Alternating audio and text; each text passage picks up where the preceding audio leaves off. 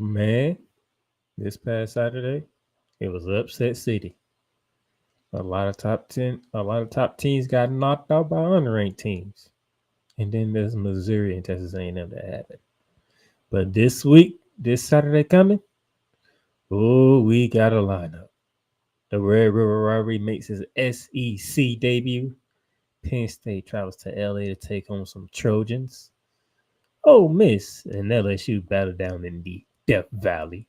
And then the game of the week, Ohio State, Oregon.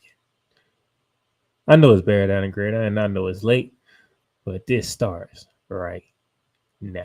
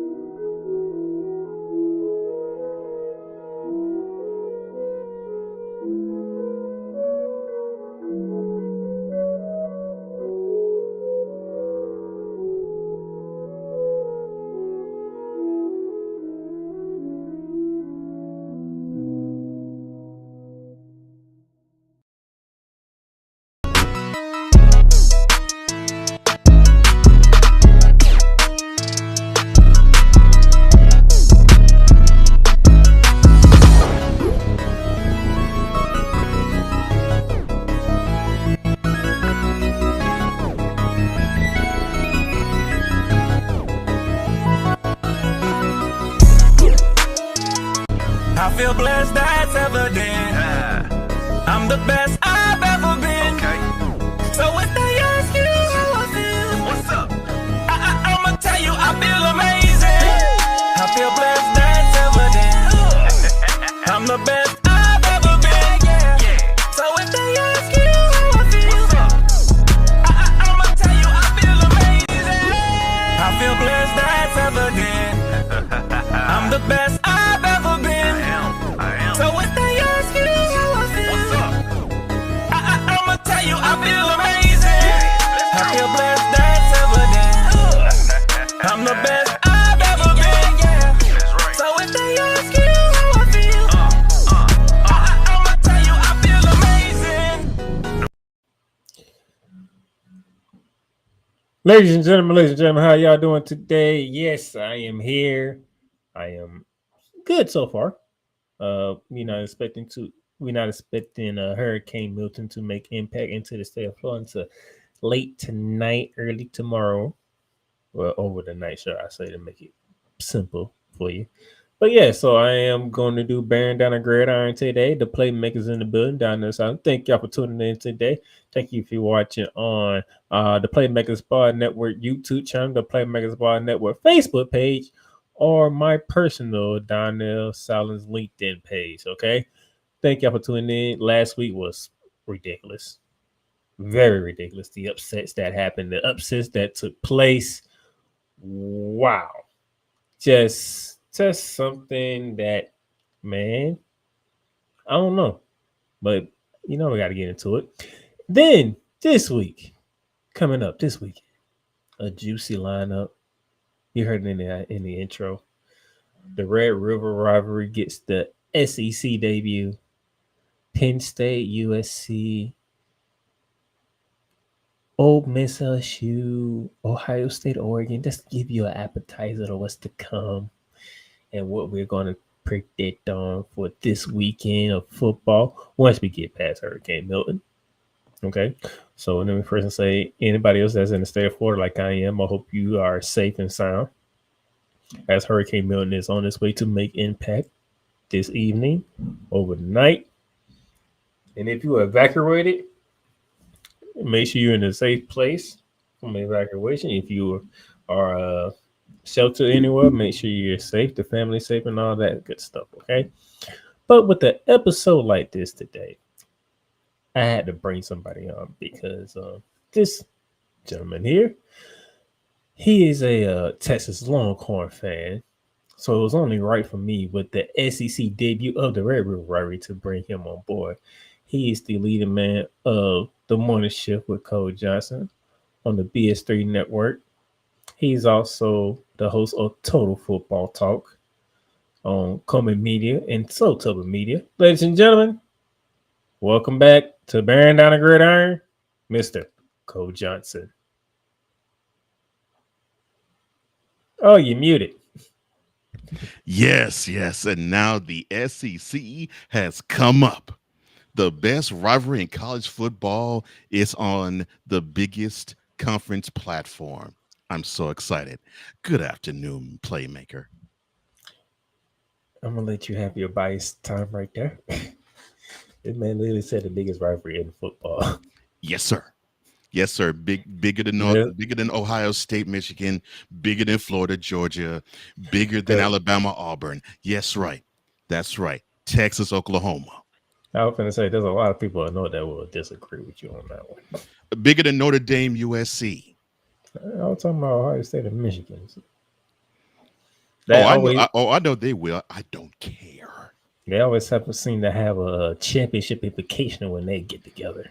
Yeah, well, see, the thing is, it used to be that way, and then Michigan decided to go in the dumps until Urban Meyer decided to leave Ohio State. And now Ryan Day can't buy a win. Well, he will this year against Michigan. He should. Again, he should. They have them in Columbus. You say he will buy one. No, he should. He should buy it because they will have this game in Columbus this year. Jim Harbaugh is not the coach of the Wolverines, and the Wolverines are not as good as they have been the last few years. And funny thing, we'll get to them in I know we're gonna touch on them. I know we are. But first and foremost, we gotta go with our 2-minute drill. That's right, baby. All right, to begin the 2-minute drill. Speaking of Notre Dame, their sack leader, Ricard Tarbert, is done for the season. And I believe it was a ACL injury that took place. And they're gonna have to find somebody else to come pressure the quarterback up in South Bend. Well, that wasn't their problem. They seem to actually be pretty sound defensively. It's the other side of the ball that seems to give them problems. Well, that was until they met up against Purdue, and then they decided to actually unveil all the playbook. Well, one sack leader down. Who's going to take that mantle for the Notre Dame Fighting Irish? Speaking of the Longhorns with Mr. Cole Johnson. Problems. Number 1, Texas expect Quentin Ewers to return versus number 18, Oklahoma. Look, I like Arch Manning. I think he's going to have a bright future. I pray that it will be in the burnt orange and white. But national championship, we got to have the experience there, and Quinn Ewers is the guy. Now I know that might not be a popular opinion. You know me, Playmaker. I cares less if it's popular. The only thing he cares about is a letter W or the letter L. Give me the W. And Ewers, I think, gives us a better chance with the bigger games that's on the schedule, starting with this one this Saturday, than Arch does. Arch still has just a little bit more to learn, but he is an awesome QB. And, man, I look forward to the next 2 years. Hopefully he stays in college 2 years when he does light up the scoreboard for the Longhorns. Woo, man. But, yeah, Ewers deserves this, though. All right. Not so good news in the SEC. Oh, man. Georgia wide receiver Kobe Young arrested on battery/assault charges, but it doesn't stop there, ladies. Come on, son. It doesn't stop there. He also has been suspended by the University of Georgia. Well, you should be if he's going to go upside the head of a woman. I mean, come on, man. Georgia coach Kirby Smart said Wednesday that the wide receiver Kobe Young has been suspended and definitely fallen from the team following his arrest early Tuesday morning on misdemeanor charges of battery and assault of a unborn child. So that must have been the problem with Georgia when they were having problems scoring against Kentucky and Lexington. I guess homeboy decided to show more fight to a pregnant woman than a team they should dog walk. The Kirby Smart said this quote: "He's been suspended indefinitely until this legal match is resolved. We can't really comment any further on the specifics of it, but I had a good meeting with him this morning. We are committed to continuing to educate our players and do the best job we can make, showing that they understand the seriousness of this nature of this incident. It's very unfortunate, but we want to be responsible in decision making on and off the field. This is obviously a very tough situation." Close quote. Well, you can't comment on Mr. Smart, but I can.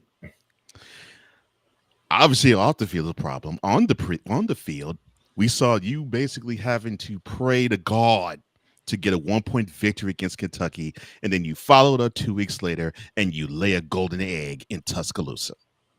I mean, golden egg. Your whole team and your coaching staff and probably your brain decided to travel from Athens after halftime to show up. Your team is not disciplined. Get it together, because they're better than what they have been putting on the field the last few games. Come on now. Which is very interesting that you said his team is not disciplined. That's not a Kirby Smart team. That's exactly why I say that. Because the back-to-back national championship team, and last year too, that didn't unfortunately make it to the Final Four, much better, much more disciplined. They dotted all the I's, crossed all the T's, and they played like one offensively. They played like one defensively. And it seemed as though if the players on the field didn't have the answer, the coaching staff did, which basically is a hallmark of a Nick Saban team. And Kirby Smart coached in Alabama under Nick Saban. So, Mr. Young, I hope you understand what you put yourself through there, sir. Yeah, you might hurt your NFL prospects too, son. I brought up Hurricane Milton earlier. So, Lightning, the Tampa Bay Lightning NHL team down in Tampa traveled early to their game. The Miami Heat, they scheduled their preseason game to next week. The Tampa Bay Buccaneers from the NFL, they are already in New Orleans as we speak, ahead of their game against the New Orleans Saints. For college, though, at the college level, the American Athletic Conference announced that the football game between Memphis and South Florida at Raymond James Stadium has been rescheduled from Friday night to Saturday. The conference plans to monitor conditions after Milton passes and adjust accordingly. UCF's Big 12 home football game against Cincinnati remains scheduled for Saturday at 3:30, with the kickoff being in Orlando. Thus far, if you're a Knight fan, things are still going as planned.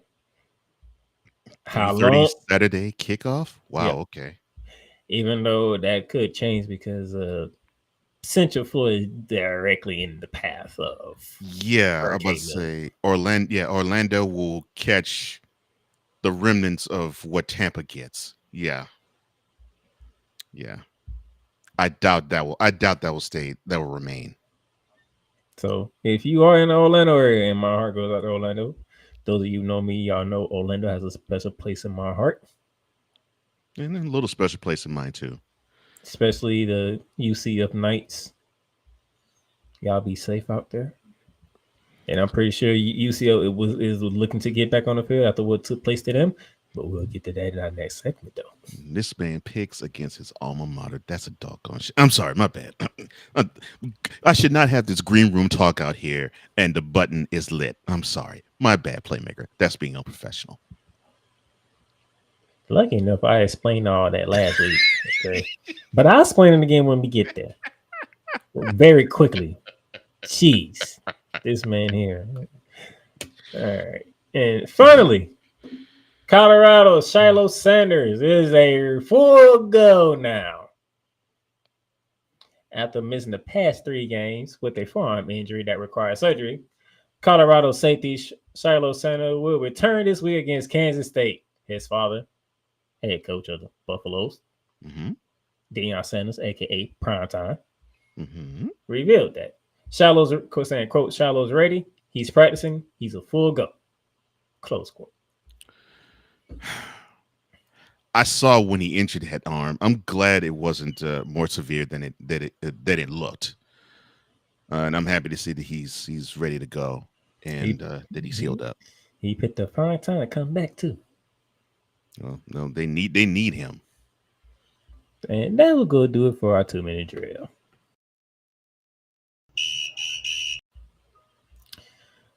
And when we come back from our first commercial break, it's gonna be Upset City.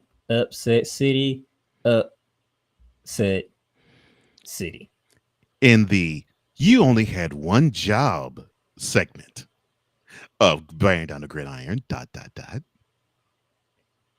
We'll be back. World where chronicles of the past are brought to the streams.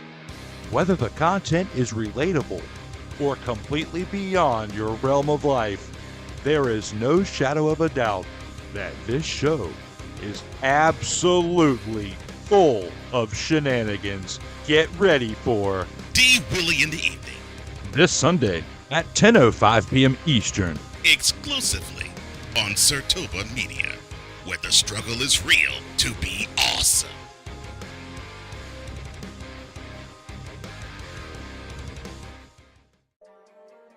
Cool McCain. You thought you wanted Gunther against Chad Gable, but you didn't. And I'm going to tell you why. Chad Gable would take everything that Gunther's done and bury it. The Playmaker. It was on site. AJ Styles walked out there seeing LA Knight. Oh, okay. Then LA Knight hopped out the car. Let's go. Break down everything in TNA, AEW, and all of the WWE programming.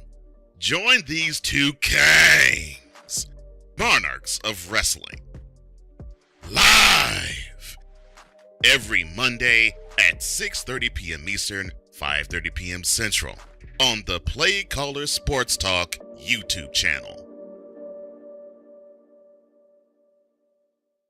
Sports fans are gearing up.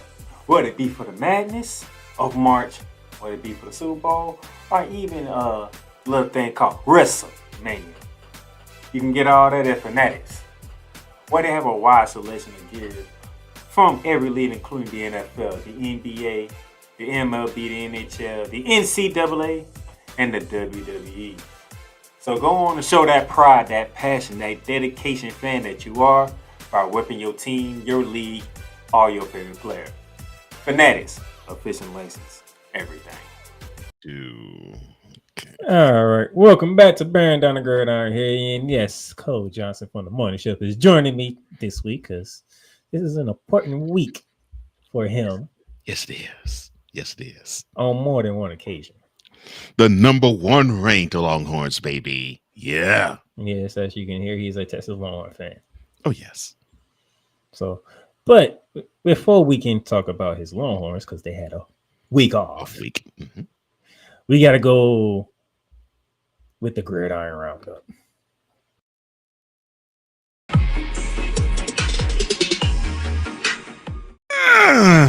And to begin our Gridiron Roundup. Come on. Oh, I'm sorry, my bad. I put it this way in this order on purpose because I knew that I was going to have Cole Johnson joining me. You need your not yet. I'm looking at what you need your butt for.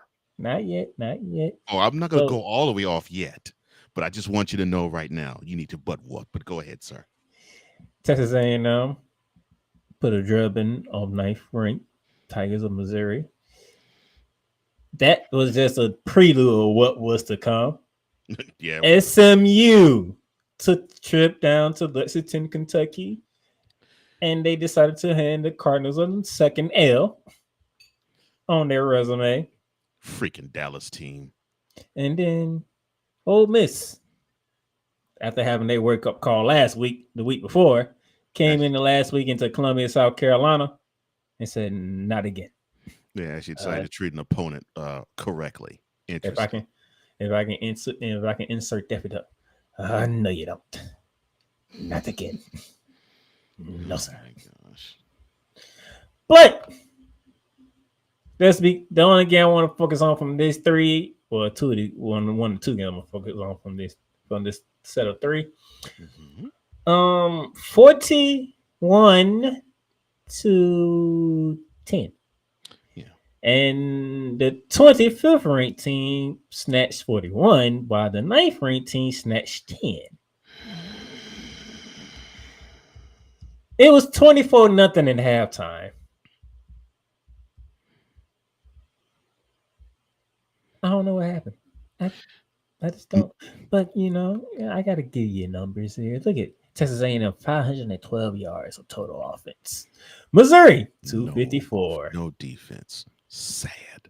No defense. Texas A&M held the ball for close to 7 more minutes of game time than the Missouri Tigers. This is a weak team, Mizzou, and you have them walk all over. I'm sorry.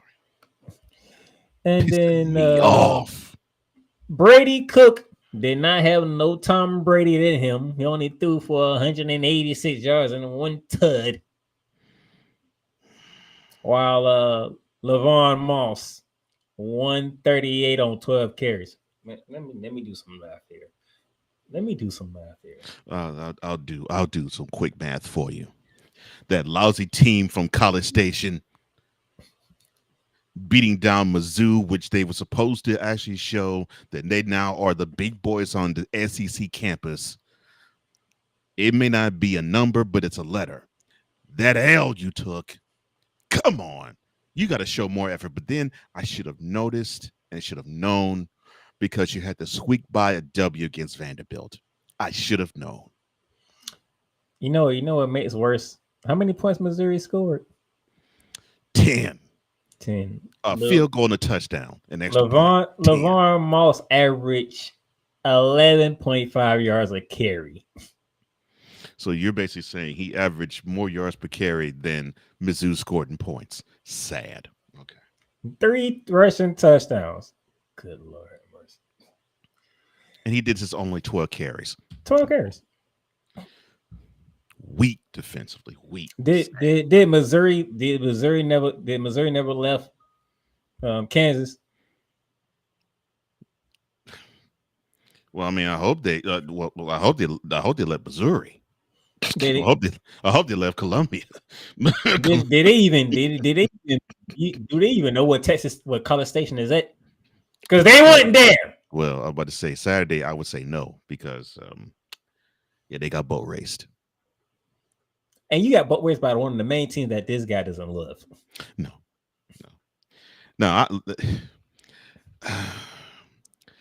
This is sad. This was pitiful. I wanted you to do better than what Notre Dame did at Kyle Field. I mean, I wanted you to show that this team doesn't deserve to even belong on the stage that is below the stage where the final 12 will be. And you rolled the red carpet to a butt whooping against them. How? It was just the beginning of a ridiculous Saturday. Sad. That was the angriest I was all Saturday. Don't look now, but y'all might want to start paying attention to the Mustangs from SMU. These guys are 5-1 after going into Louisville and knocking out 22nd ranked Cardinals. It's time for a second death penalty at SMU. Find some charges against them. Find a booster that messed this program up. Something. You was just. Oh, I said that out loud. Oh, I'm sorry. I thought that was my inside voice. I'm sorry. Why is you like this? SMU ain't do nothing to you. When was the last time SMU ever played Texas? By the way, that's what I want to know. Yeah, it's probably when the SWC dissolved. Yeah. Wow. So you going after them don't make no sense to me right now. No, it makes plenty of sense simply because I am from Houston.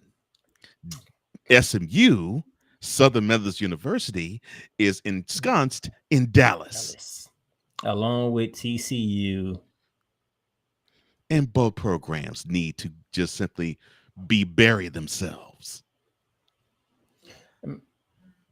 Here's the crazy part. Louisville held the ball almost 10 minutes more than SMU. I saw this game where Louisville looked like of course I know they were behind, but it looked like they were on their way back and they actually tied them. And I actually saw when they tied SMU at 27. And I was surprised that and not discounting SMU. I was actually surprised that Louisville was down because I figured, okay, so they go to South Bend, they pretty much get stomped, although they made the score respectable, but it still was an L they took at South Bend. I figured that they was going to come with more energy, more desperation, more aggression, and they seemed flat. And then they shot their load to me because after they tied the game 27, it was all SMU the rest of the way. Louisville. So I'm guessing both teams that was in the ACC championship last year just ain't feeling it. They ain't feeling it. Just ain't They ain't feeling it. As you can see, the statistics. When matter of fact, I'm gonna let when Cole Johnson sees one name in two categories, he doesn't like it. So I'm gonna go ahead and let you. Oh Lord, have mercy. I don't give a crap if this is the pro game or the college game. This is not high school. We do not need to have your quarterback also be your leading rusher on your team. And normally when that happens, it's an L. I know that this is the SMU QB, and that's a W. I know, so don't write the playmaker. You can write to me. I'll still just say, puny fool, think. But don't write the playmaker this. That will lead to your downfall. Do not overuse your quarterback to think that he's a running back because eventually you're going to hurt him. However, in this case, 10 carries, that's probably the most I would want the quarterback to carry the ball. But he should not be your leading rusher. You need to have somebody who's designated to actually carry the ball and take that punishment. That is not your quarterback. Your quarterback is supposed to throw the ball to your playmakers, not try to upstage them all. You listening to me, Lamar Jackson? I'm sorry. I know this is not NFL. Woosah. I'm guessing you didn't get to say that on Total Football Talk Monday. Well, I didn't have to say it because so far this year, Mr. Jackson has actually learned, oh, I got a big man in the backfield. I could turn the ball. I could turn around and hand him the ball. I don't necessarily have to run it 14, 15, 16, 17 times a game. Oh, hopefully Jaden Daniels can learn the same lesson. Oh, I'm sorry. This is not NFL. This is college. I'm sorry. Woosah. And then he takes a shot at his co-host. Good Chris. What? Am I spitting falsehoods here? All I'm saying is that team in the capital city is acting a fool right now. Yeah, they are. I just don't want him to have the same fate as what happened 12 years before with Robert Griffith III. I got you. Now let's go to our next slate of 3 games. But congratulations, SMU. Just don't overuse your QB. Yeah, Iowa. Thank you for being Iowa because you let Ohio State do exactly what they wanted to do. Well, I mean, are you surprised? I mean, we saw them basically scoot a pooch against Iowa State at home. And a very defensive game up in Lincoln, Nebraska. I told you that was going to be a good game. Cornhuskers 14, Scarlet Knight 7. And it ended up being a good game. I like that. And yep, Vegas knew something that a lot of people didn't know because Michigan, y'all got a lot of questions. Here's our second. You only had one job. We have a lot of questions, Michigan. So correct me if I'm wrong here. You had USC come to your crib. You run them completely out of the big house. Then you go for the Paul Bunyan jug, I think, and you punch in the mouth, Minnesota. They hang with you, but you win. What's with this puny effort when you go to Seattle? I'm not understanding this. So I'm glad you asked that because Washington almost doubled Michigan in yards. That's what I'm saying. What's with this puny effort? Two turnovers. I don't get that. Yeah. Time of possession is almost even, by the way.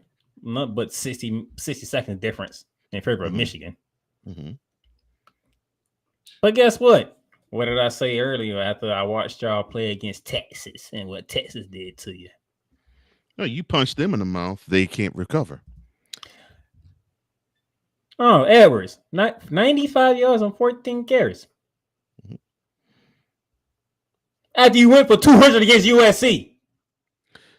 See, you that's exactly where I am with that. But you know what Washington did? Washington knew y'all can't throw the ball. Look at that, 98 yards. Sure can't throw the ball. 98 yards of passing. So if you can throw the ball and you actually have the ability, and you actually did have the ability to run the ball against then a top 10 ranked team, wouldn't it behoove you to actually have Mr. Edwards carry the ball more than 14 times, especially since he almost got 100 yards off those 14 carries? And it's not as if you didn't have the opportunity. You actually out-time possessions your opponent. It may be by a minute, but you still out-time possession them. You still held the ball longer than Washington. But this is the puny effort that I'm talking about that seemed to come with you from Detroit all the way to Seattle. No. No. Ann Arbor, okay. Ann Arbor is 30 miles northwest of Detroit. Detroit to Seattle.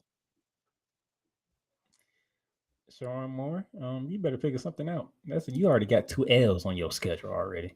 The first one we don't mind because it's Texas, and Texas was coming to make a statement.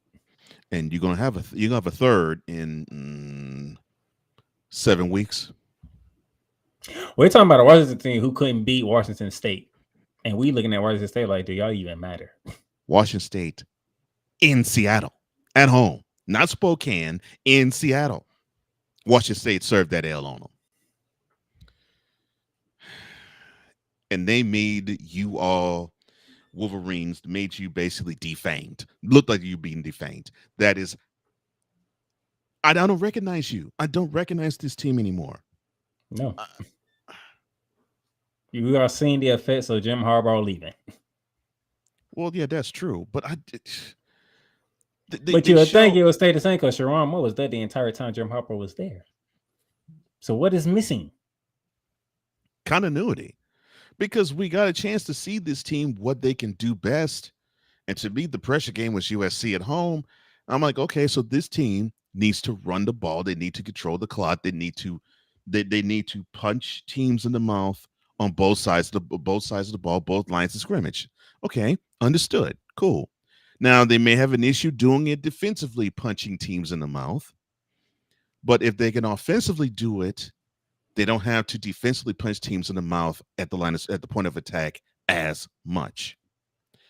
But if you let a team get out to a lead, the defense has no other alternative. What a shame. You only had one job, Michigan. And then we move on to the third set. Well. Now. Tennessee. Oh, okay. We're going to start with Tennessee? Okay. Tennessee. Oh, so we're going to start with Tennessee? Okay. The Redfield. Okay. And took an L to Arkansas. Now, that we're going to dive in that game because that's the game that I chose. But since, Coach Johnson wanted to talk about something. Ladies and gentlemen, Those of you who've been watching the show, you already know this. Those of you who are new to the show, and thank you for watching, you can also watch the playback on Spotify, Apple Podcasts, Amazon Music, iHeartRadio, and the Real Rise Radio. Shout out to Real Rise. What's up, Wise Lefe? Love you, my brother. And Mentality also, all and the way, also homie. 502 American Angel. Here's the thing. Those of you want to know, those of you know me, I am a diehard blue and orange Gator fan. It's been like that since I was probably like 4 years old. If you was to ask my parents, they'll tell you out of all the teams that he loves most, it would be the Florida Gators. None ranks above Florida. But did you go to school there? Cole Johnson problem is that in 2016 through a part of 2017, I stayed in Orlando, Florida. Why did I stay in Orlando, Florida? Because I attended the University of Central Florida. Mm-hmm. And back then, it's easy to root for the Knights and the Gators because they don't cost paths. Lord have mercy. They don't cost paths. So, Florida, you handle business with the main stage, the second stage, Group of 5 stage is what I'm talking about. UCF, y'all do y'all thing. Y'all don't cross paths. Like Power 5 team, Group of 5 team, they never cross paths. Am I lying, sir? They didn't cross paths, but it doesn't. Okay, fine. I grew up in Houston. I was born in New Orleans. Many of my family were LSU fans. So I'd sometimes root for LSU too. But I knew when the twain meet, I'd have to pick one over the other. And unfortunately, by your Bengals, I couldn't pick ever. I had to go with the Longhorns. And now they're in the same conference. So those of you who watched last week's episode, I told you I had to do a coin flip.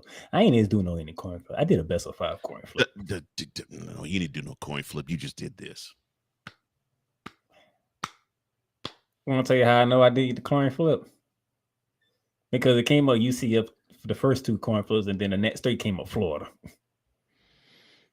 Pitiful.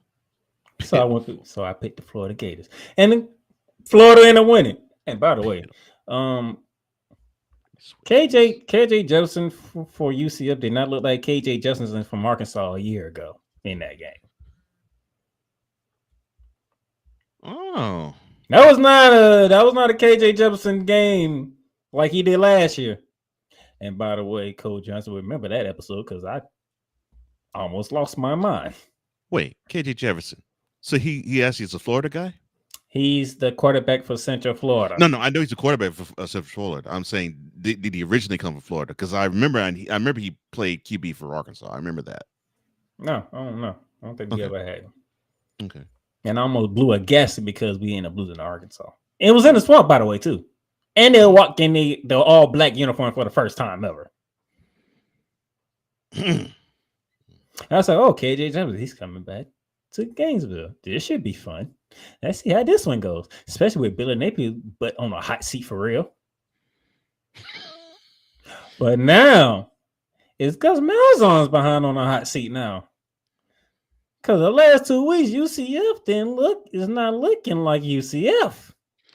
Oh, you mean that you're going to hold against him that butt whooping they took in Orlando to Colorado? Oh, yes. Yes, they didn't show up at home. I mean, they got served a butt whooping. Whoa, man. And if I remember correct, I believe UCF was double-digit favorites in that game, too. I think they were 12, point favorites. Yeah. And they beat y'all down by like 21 points. I was about to say it was more than the opposite. It wasn't minus 12. Yeah. And then you come to Gainesville them down. and you only score 13 points. 13. No wonder why Playmaker doesn't root for you, UCF. It's understandable. He goes against his own alma mater. Man, that's brutal. This coming from a man who knows that I tell it how it is, even with my own team. If you don't believe me, go ask him about Ramley talking how I treat the Los Angeles Rams. And well, you know that is what endeared me to you. I'm like, okay, he rolls hard for his Rams, but he does become objective with them because that's how I am with my Texans. So I can rock with that. But speaking of can't score points, who's the number one scoring team in college football? Well, you see, the problem is we should have seen this coming because they had Tennessee had problems scoring points against Oklahoma, although they handled the game and beat them in Norman. Thank you, Volunteers. I love you for that. But they had issues scoring against them, and this is not really a shot to Oklahoma. This is just facts. Oklahoma's defense is not really all that great at shakes. You don't roll in Norman and you're struck with fear of, oh my gosh, they're going to terrorize us defensively. You don't really think that. They hold their own, but you don't think that they're going to mess you up and beat you down defensively. But but that offense showed signs of struggling against them. So I'm not shocked that they struggled against another SEC team. Now, did I think they were going to take an L in Fayetteville? No. Again, Tennessee, you only had one job. And this is where I want to really go ham on Tennessee. Now, later on this month, you play Alabama. Next month, you play Georgia.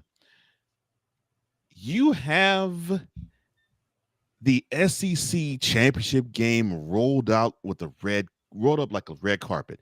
You only had to at least show some interest in every other game you played. But your two toughest games was Bama and Georgia, the two teams you play every year. That pretty much you have to say, okay, we have to bring our best no matter what. And you went to Fayetteville and you read your press clippings and you heard everything everybody from Knoxville saying, you're the biggest, you're the baddest, you everything, especially that Oklahoma win. Oh yeah, this is going to be our year. How do I know this? I live in a neighborhood. I live in Nashville. I live in a neighborhood where 3 doors down, there is a checkerboard orange and white flag strewn on the front door. They go ham in Nashville, more so for Tennessee than they do about another team we're going to talk about later. Oh boy. And they also go for the opponent of the team that we'll talk about later. But I can tell you, Saturday night, for the exception of Broadway and West End in Nashville, they were quiet. And this was one big reason why. When Arkansas. Tennessee went down to Arkansas, I mean, you basically could hear crickets. Arkansas controlled the ball for 11 minutes more.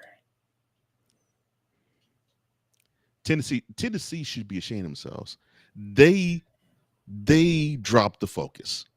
This should have been a layup win where they say, okay, let's tune up.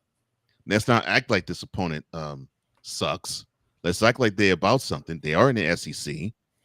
But yeah, let's get them a thumping. And then they get thumped. Malayala, 158 passing yards.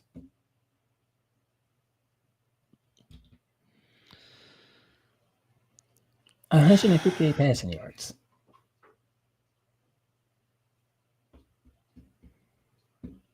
The quarterback for Arkansas, Green, threw for 266.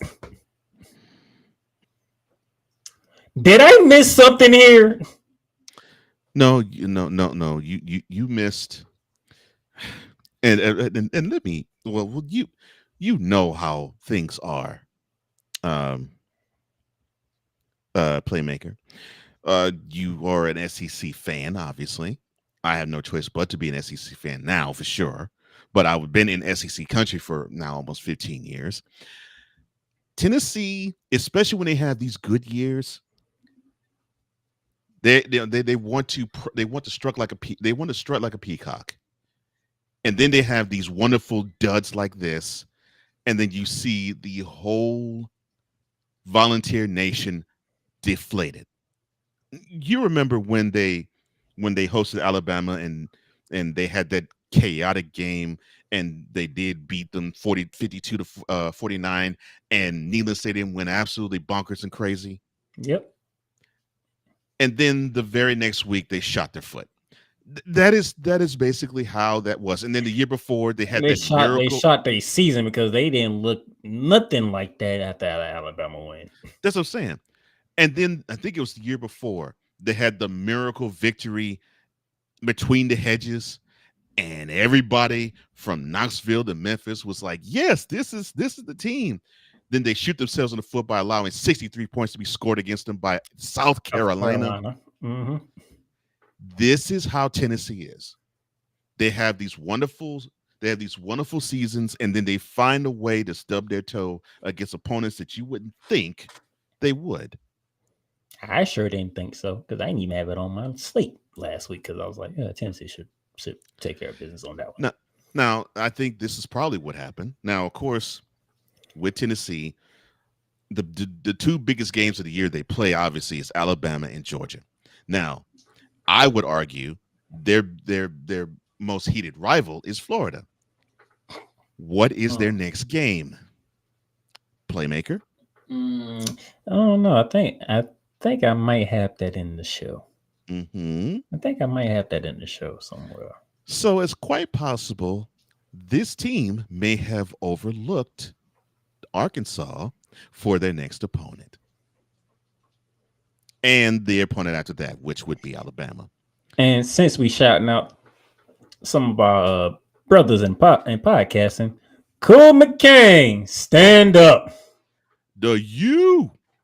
Oh, 6-0. I was going to talk mad trash, not to Cool, but I was going to talk mad trash to the U because they were down 35-10 at one point. The U, ladies and gentlemen. They had no business being down that far against Cal. No As you business. can see here, at the 8:06 mark in the third quarter, Cal is up 35-10. And then Miami goes on a tear. Yep. Outscored in 29-3 the rest of the way. And look, memo to Michael Irvin. I love you, man. I think you're one of the greatest wide receivers ever. And I actually think you're one of the greatest analysts in football. Is you finna talk about how he was at the game? Don't you ever get on your hands and knees for anything ever again in life. I mean, it's bad enough that we are trying not to think of Diddy parties. You get in position for how Diddy wants a man to be. Come on, Mike. Come on, man. We don't need to see that. That man was praying. Praying? Oh, yeah. P-R-E-Y, not P-R-A-Y-I-N-G. No, praying would be like this. Dude was like this. And I should not tell you the look that I had on my face is position that I know Diddy has seen many a party and many a freak offs. Come on, Mike. Jeez. You know how Michael Irvin is when it comes to the U and the Cowboys. Well, I know he's overboard. He's overboard with his excitement and exuberance, which I don't mind that. He put his time in. He brought the U national championship. He brought 3 rings to Dallas. I get that, and he should be. He should feel pride, and of course, definitely with Miami feels pride because he's from Miami. But dog, no, not this, man. Cal, no. You know what? You know why y'all couldn't pull off the upset? Look at the why couldn't Cal pull up the upset? That's 15 more minutes. That's a whole quarter. Well, when you have a lead and you think that you can't run the ball, you still want to throw it, and you still want to throw it, and you still want to throw it, and you still want to throw it. That's what happens. And you get 1 3 and out. That begets another 3 and out. That begets another 3 and out. And then when you have those things run consecutively and you do not put or string together plays on a drive, you let a talented squad like Miami, and let's be real, this is not the Miami of the recent past. This may not be the Miami of the '80s or Miami of the early 2000s either. But this school has talent. You give a team like Miami enough chances, they will put you under the dirt, which that's what they did in Berkeley. Cole. So when you see this stat on the Mhm. Cal side, Okay. I'm just gonna let you go off. Mhm. What I say? What I say? What I say? 1 carry for 20 yards. That is your main rusher. This is what I'm talking about. You gave the Hurricanes opportunity after opportunity after opportunity. And Cam Ward is a smooth customer in the pocket. Oh, the Cam Boy is awesome. Smooth customer in the pocket. Yeah. So, and what I've now understood about him too is that he has the trait that CJ Stroud seems to have, which is he'll make a mistake, but guaranteed, especially in the game, he will not make the same mistake twice. He'll learn from that mistake, and he'll forget the mistake he made because he will say, okay, let's forget that next play. And that is what you need to have in your quarterback. That dude is a great leader. I will give out. Cool. I want you to listen to me, man. Cam Ward, that's a stud at quarterback, bro. Stud. STUD. I've got a chance to watch him. Watched him play against Virginia Tech. Then I watched him earlier play against Florida. That dude was a stud. Oh my gosh. So it didn't surprise me they came back and win. But this is the problem that I was talking about. What I say, Playmaker? What I say? 1 carry, 20 yards. What I say? And that is the leading rusher for the California Bears. You don't. In which you had game day there. And who was the guest picker? Marshawn Lynch. But this is what I'm saying. And for those who don't know, Marshawn Lynch is I don't know if he graduated from California, but he played for the Bears. This is what I mean. You have a 25-point lead. You rocketed out to that lead. You got a team that could, within 2-3 strikes, get right back in the game, run the ball. But no, you didn't want to do it. You decided you want to throw it. And yeah, you threw it for great numbers early, but you saw that you made yourself one-dimensional. And by the way, that one interception that's on Ward's stat, that was a pick 6. Mm-hmm. So that's what I'm saying. Big time mistake. Dude's a big time stud. Wiped that out of his mind. So all right, let's go. Next play. Like I'm just tripping. The leading rusher for Cal. 1 carry. 20 yards. 20 yards. 20 yards. I don't understand that, man. But that's exactly what I'm talking about. Hell, when they came to Gainesville and beat the brakes off the Gators was able to run still. Mm-hmm. Jeez. Could you imagine Florida with a 25-point lead on Miami? Miami would be dead.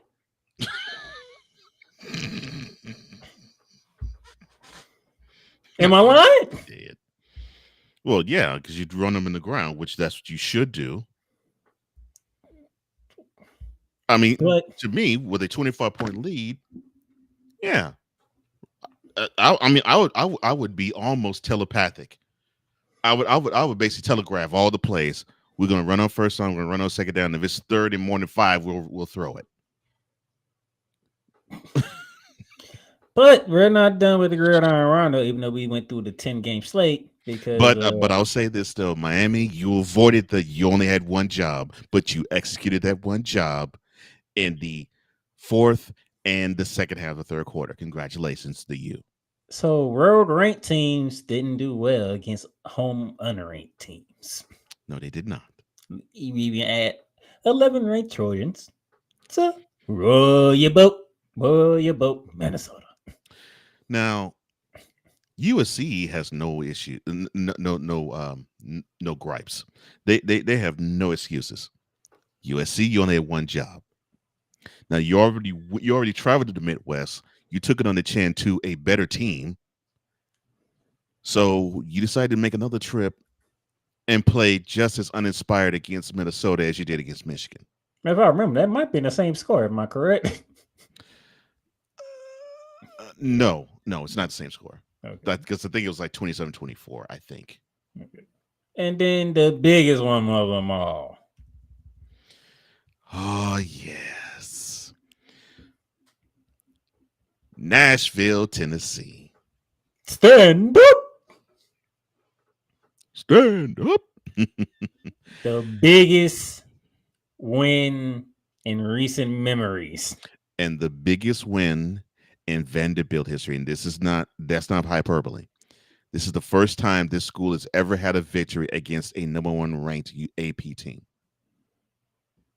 The first time in the school's history. I'm finna shock y'all, ladies and gentlemen. I'm finna shock y'all. I'm gonna give you the stats though. You look at the stats, yeah. Vanderbilt was on one. Look at that time of possession. That's beautiful, ain't it? And what makes it interesting to me is that Alabama has a really good running game. But you mean to tell me they could not control the ball for less than 20 minutes? Less than 18. See, this is where Bama should be ashamed of themselves, right there. Right there. 42 minutes. I don't have to see another. Vanderbilt. I know you're going to put forth other stats because it will fortify what we're saying here. But 1752, that's all I need to see. You took this team so for granted. And I'll be doggone. So it looks like both Alabama and Tennessee were looking ahead. And they figured, okay, they had great performances. For Tennessee, it was Oklahoma on the road. For Alabama, it was at home against Georgia. And you're feeling pretty good. And then Alabama felt even better because with that Georgia win, they became the number one ranked team in the country. They're like, we're back where we're supposed to be. SEC championship, here we come, because we're going to boat race every other team in the SEC. Bring them. And then the very next game you play, you don't even take a lead in it.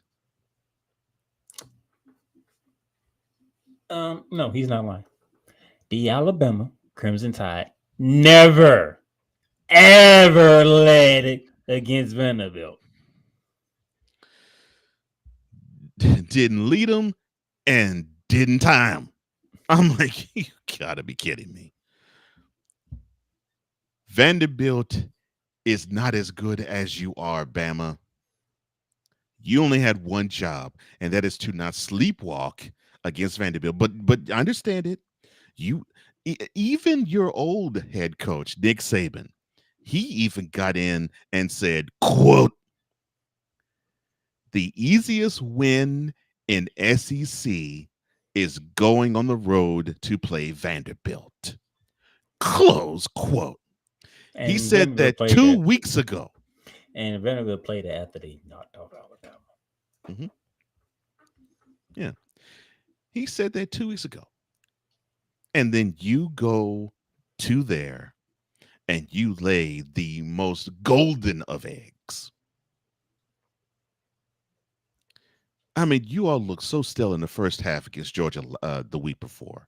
I mean, I was actually proud of you guys because I was like, okay, I wanted to see if this team, Bama, if they were going to lose the hunger and lose the discipline that Nick Saban would demand his teams to have. I was hoping that it would not be, and it looked like that was the case against Georgia. You seemed to hold your own, and then you pull out a W. Then you travel 200 miles north from Tuscaloosa to Nashville, and you thought this was a field trip like you were in elementary school. Oh yeah, we get to see the sights, we get to hear country music, we get to holler at girls that wear cowboy boots. Oh yeah, we get to see girls who want to look like Taylor Swift. Holler at them. They may sing a couple bars. Yeah. I think this is going to be great. This is going to be a nice little field trip. This is going to be a great story we tell when we get back to Tuscaloosa and say, yeah, we had fun. Well, how was the game? Oh yeah, we boat raced Vanderbilt, but we had more opposition from getting girls' numbers than we did the game. And this is what you get. Here's the kicker, bro. So the game was over. Vanderbilt fan tore down the goalposts. They took the goalposts. All right, to give you a layout of Nashville. So Vanderbilt and the stadium and when they play, because it's on campus, is about 2 miles from downtown, and it is like southwest of downtown, and they call it West End. So they took the goalposts, they walked it down, and the main thoroughfare is Broadway. They walked it down Broadway from the stadium all the way down to the Cumberland River, which is basically at the end of downtown, where they properly tossed the goalpost into the river. But you saw this mass of humanity walk the goalpost all the way down Broadway downtown. That is how big of a victory this was, and that is how embarrassed you should feel, Bama. That's just. You know, the funny thing is, them goalposts was auctioned off, and the money they got from that auction off actually paid the fine that they took. Yeah, because the school was fined $100,000. But yeah, which means the university didn't even pay it. No, university didn't have to pay it at all. Oh, and then they did go and I think there was a if not mistaken, I think there was a alumni person who actually did GoFundMe to pay it too. So, what tells you they didn't give a darn? No, they beat Alabama. Mm-hmm. That meant more than the fine that the SEC was going to levy them. Okay. And more power to them. Yeah, and more power to them. They first ever win of a top 5 team, and it happened to be a number 1 team. Yeah, which is the first ever in the history of the program. They can now put 1 in 60. Mm-hmm. First one ever. And I would say this is probably the best out of all the opponents. Maybe if Tennessee was ranked number 1, but I don't even think they would have this much fervor if it was Tennessee.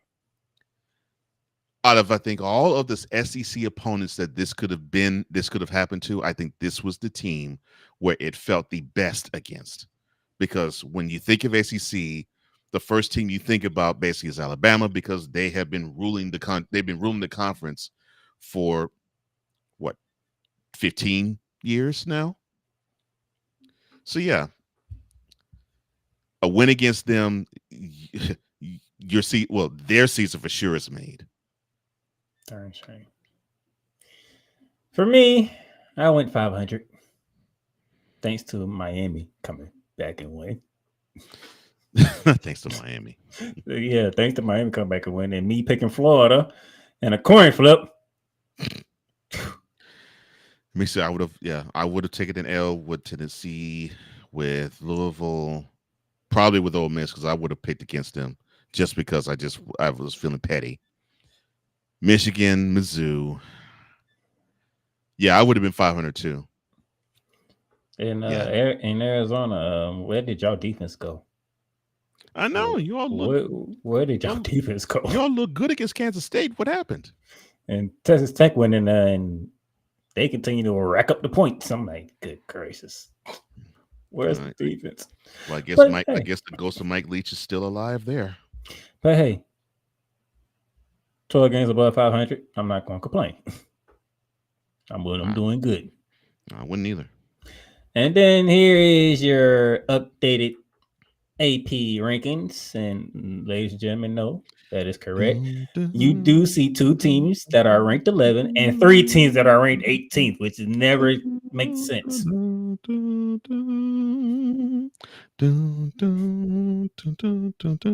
But yes, Coach Johnson's Longhorns number 1, Ohio State number 2, Oregon 3, Penn State 4, Georgia 5, Miami up to 6, Alabama falls to 7, Tennessee falls to 8, Ole Miss finally up back in the top 10, and Cole, somehow, some way, Dabo Swinney's in the top 10.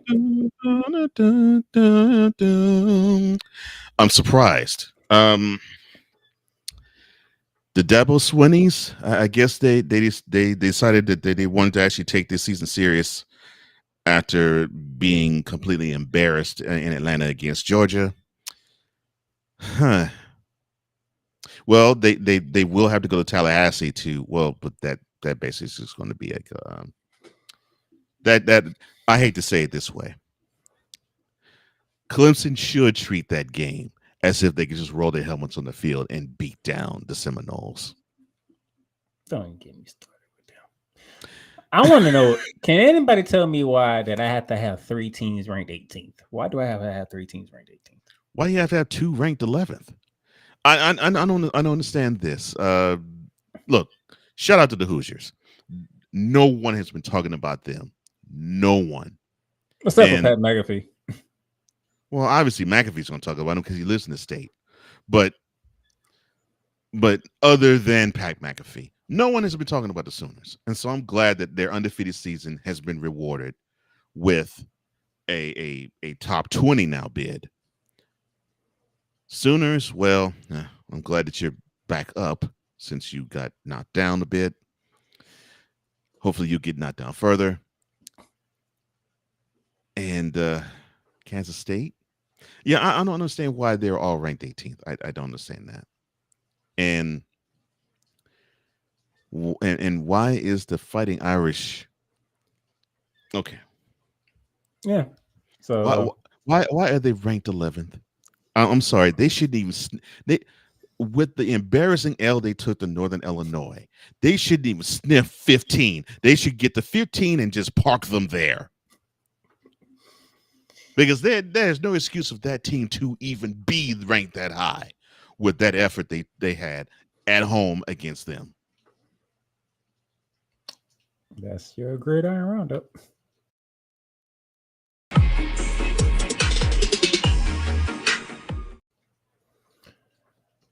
Commercial break here, and we get to go on a campus tour because week 7 is very, very juicy. Sad. I love you morons. New Kids on the Block, New Edition, Dear whatever the law firm is. Sincerely, the U.S. Supreme Court. Ben Affleck, Matt Damon. Go yourself again, Jason Whitlock.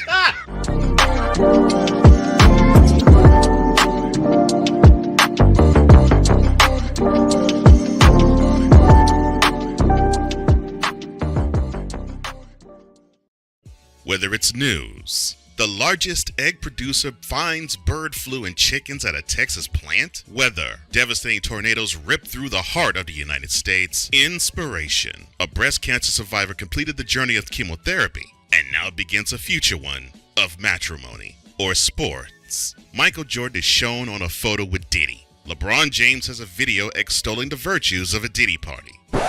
This has been yet another beating a dead horse presentation. We got you covered. BS3 Network, in association with Comey Media Incorporated, proudly present The Morning Shift with Cole Johnson. Live every weekday at 8 a.m. Eastern, 7 a.m. Central.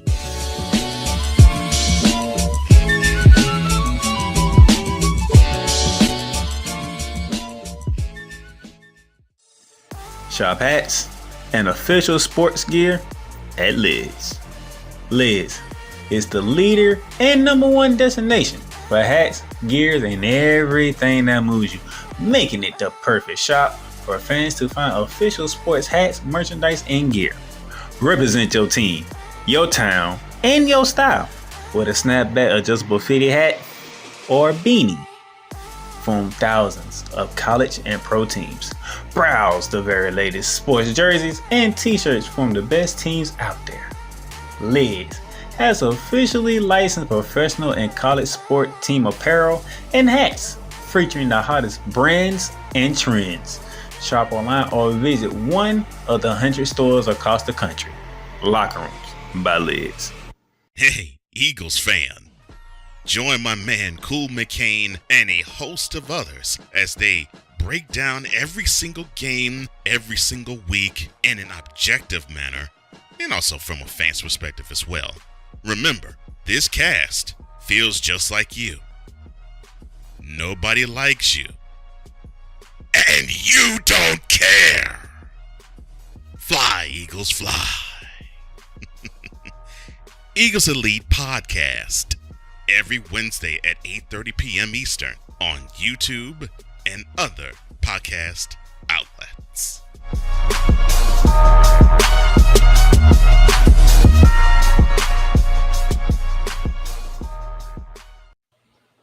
All right, ladies and gentlemen, welcome back to Bearing Down the Gridiron here on this Wednesday evening, since it's like after 6 o'clock. I know it's late, but hey, I was bringing the guests on, so. But now, we got your 2 minute drill out the way. We give you your news for today. That's right. We recapped it week 6 in the Gridiron Roundup. That's right. Are you ready to go on a tour, Coach Johnson? Mm-hmm. Let's go on our campus tour for week 7. All right.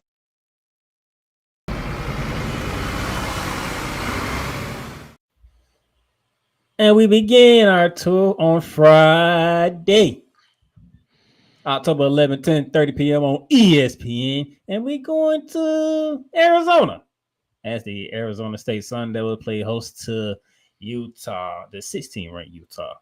Both teams are 4-1. And those of you who trying to figure out, yes, that at the bottom of the Utah, that is the spread. The Utes are 6.5-point favorites on the road. Now, I'm looking at this.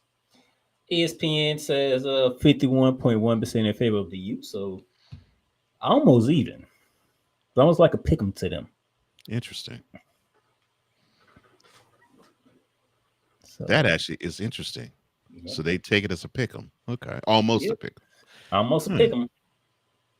Almost a pick 'em. I'm looking forward to this one, especially after I had to find out that Utah took an L, and I didn't even know it. Well, they made me happy by beating the Mullets. I mean, Oklahoma State. Yeah, well, I guess you can't have it all. I guess not. From Arizona on Friday to Saturday. Speaking of Tuscaloosa, 12 p.m. ESPN, right after college game day. The 7th-ranked Tigers tied. We'll try to recruit. We'll try to regroup. Regroup, rebound. Against a South Carolina team that, for some reason, they like almost there, but they can't finish. They was almost there with LSU, and they didn't finish them off. 36. So you had Ole Miss in a stranglehold for the first half, and then they blew it open in the second half. Yeah. And then, despite what happened in Vanderbilt in Nashville, Tennessee, they said 21 to the team that said at home. Mm-hmm. The Shane Beamer, you better be talking to Daddy Beamer. Okay, they have no chance. They saying y'all have no chance. That's a lot of points coming off a team that was ranked number 1 and lost. Well. Oh, well. I feel sorry for the Gamecocks. Oh, 3:30 ABC. Dallas, Texas. Bring them horns up, baby. The number 1 team in the land at 5-0, the Longhorns of Texas. Taking on that team ranked 18th from Oklahoma, the Sooners. The first ever Red River Rivalry in part with the SEC. Congratulations, SEC. You now have elevated your status. You now are at the top tier of every college conference now because you have the best rivalry in football. Well, college football. The best. This game's always played in Dallas. This game is always played in the Texas State Fair. This game is always played where you have one side of the stadium burnt orange, The other side of the stadium is maroon and cream. And unlike the game that you know of similar stature playmaker with Georgia and Florida, where they split the two fan bases down the end zones, they split this down the 50s. It's a beautiful sight because you, no matter what, if you pan it out, you get a burnt orange look and a maroon look. I mean, it is to me the most beautiful spectacle in college football. 21 for the Longhorns. Well, I mean, look at the Sooners. Have they done it? I'm striping. I'm striping all of my bias from the equation.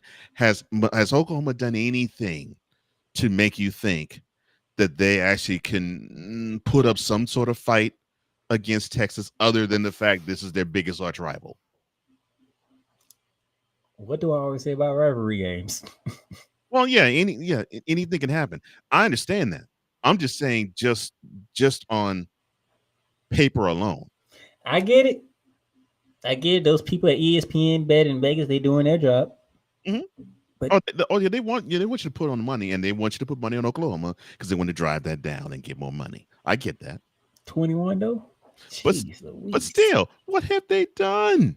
What has Oklahoma done? And they took an L at home to Tennessee. And then ESPN don't make it no better. 85% Longhorn. Good gracious. The Longhorns really are a really good team. Now they are. Again. But you know my precaution about certain rivalries. I'm going to say I'm going to say this because of that.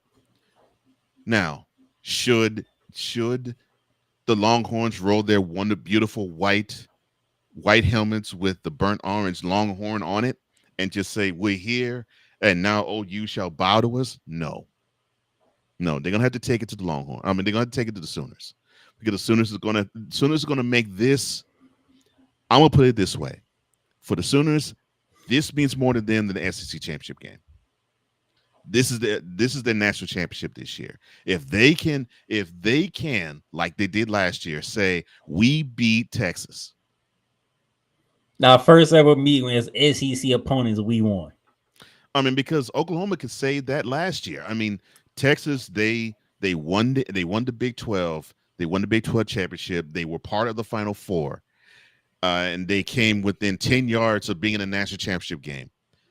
Even with that being said, Oklahoma still bettered Texas in the Red River Rivalry. The final Big 12 Red River Rivalry. The final Big 12 Red River Rivalry. They won. OU wins. So they're going to treat this game as if it is like they did last year. They're going to treat this game like this is their national championship. So Texas has to come in. They're going to have to get their hands dirty. They're going to have to smack the crap out of Oklahoma, and they're going to have to treat them as if they're the number 2 ranked team in the country. You want to take what we have. You want to take what we've earned. No, thank you. Get out of our face. And you go up to Norman. We'll go back to Austin smiling. Will you go back to Norman feeling like the dregs that you all are, downtrodden, dejected, and you can take that schooner, Sooner schooner, go Boomer Sooner, and say Boomer Sooner can kiss my. That's what you need to do. That's the energy you need to have, Longhorns. Beat this team down, because they and their pathetic fan base will not let you live it down. Now me and Coach Jones are going to get back on the same page here, because James Franklin. This is the type of game that you will find a way to lose. You got to win this game, homie. You got to. This is the problem that I have had about a James Franklin led team. Penn State, they'll find a way to win 10 games every single season, but then they'll find a way to lose to Michigan, Ohio State, and whatever big time ranked team that is up there with them. They'll find a way to lose. And now here they are. Here we are. They're in the top 5 now. They're ranked in the top 5. And they're favored on the road against the Trojans. You said it. This is the type of game where Penn State and James Franklin in particular will find a way to choke it away. And they have no business choking this game away because they should be better than USC. And they should think the only teams that can actually compete with us are Michigan and Ohio State. And we should beat down Michigan this year. So then we should circle the game we play against those boys from Columbus. And that should be the standard. That should be the only team that should give us any trouble this year. SC, we should pimp slap. But I guarantee you that's not what's going to happen. 5.5 point favorites. Mm-hmm. The fact you're only 5.5 point favorites, even Vegas is like, yeah, this is one of them games. ESPN is 51.6% in favor of the Trojans. Even they understand what's going on here. Yeah, they're in Los Angeles. Look, the Trojans in Los Angeles, they are a dangerous team. Even unranked, even not as stellar as they used to be, they're still a dangerous team in Los Angeles. So, yeah, I will. When you text me this, when this game is over, I will say to you, I will ask you, were you shocked that SC beat Penn State? Because I wasn't. I am geared to send you that message when this game's over. That's how little faith I have in Penn State. Oh my gosh. And it's a Big Ten conference game too. Yeah, this is a Big Ten game. And that's usually when he end up losing. Yeah, that's Jay Payne, he won't on the conference game. That's the thing. He'll lose conference games. He'll lose the biggest of the conference games against the most storied of the franchises in the Big Ten. And when you think that they're over the hump, they're building up a good season. They have beat down, they beat down the Illini. I'm not saying that they've done this year. They beat down the Illini. They have mowed down Iowa. They have turned back Northwestern. They have kicked Minnesota and squarely in the butts. They should be rolling. And then they'll come up against a Michigan or an Ohio State, or heaven forbid, like a game like against Purdue, and then they're ranked, and then they'll just get knocked straight back down to earth. And you're scratching your head and you're saying, wait a minute, I thought you had the talent to boat race this team. Why did you lose to them? Or that you had the talent to hang with one of the big ones and they made you look like stepchilds. Yeah, I was about to say, and didn't. And you had the stadium all whited out. If it was in Happy Valley, this is in Los Angeles, but you had the stadium whited out in Happy Valley, and 100,000 people all are despondent, just so despondent. I was going to say something, but I'm going to refrain. I'm glad you did. 3:30 CBS. I'm still getting used to seeing Big Ten games on CBS at that time slot. I am too. I'm still trying to get used to that. 4 p.m. Fox. Did anybody have BYU undefeated on their bingo card? No. The Cougars are 5-0. No. Congratulations to them, because I don't think they've been this good since the mid '80s. Against an Arizona team, for some reason, did not stop Texas Tech. And they may not stop BYU. Look, I really want Arizona to be one of the new big dogs, but the way they were in the Pac-12, they would show signs and they would show glimpses, but then they'd recede because they'll have one inexplicable loss, and then they'll get their bus whooped by another big time powerhouse like USC or Oregon or Stanford, if they were good, would just get a hold of them. I'm wanting this program to show that they can have the big balls in football like they do in basketball, but no. 67.7 for the Cougs in Provo. Yeah. That's 4.5 favorites at home. Yeah, I'm about to say the way BYU historically has played at home, that's a tough place to play. That's been the case when I was a child. It's been that way since I was a young adult. It's that way still now. So it doesn't surprise me. And there was a game you was asking for earlier. Here you go. Tennessee was caught looking ahead to Florida because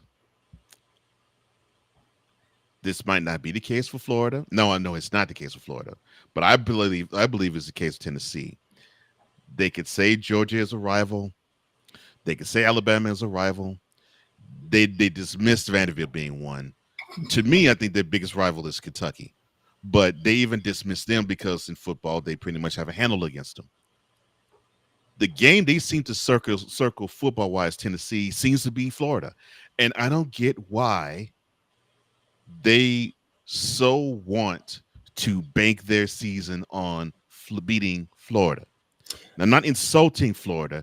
What I'm saying is, why is it you want to slide all your chips in to beat them when there are other teams where you need to slide your chips in and beat just as much, but you don't put as much effort in doing so? Because every time Tennessee starts off very good, who do they run into, and that makes it all go away? Well, yeah, definitely in the Peyton Manning, Steve Spurrier area. That's exactly what happened. That's exactly what happened.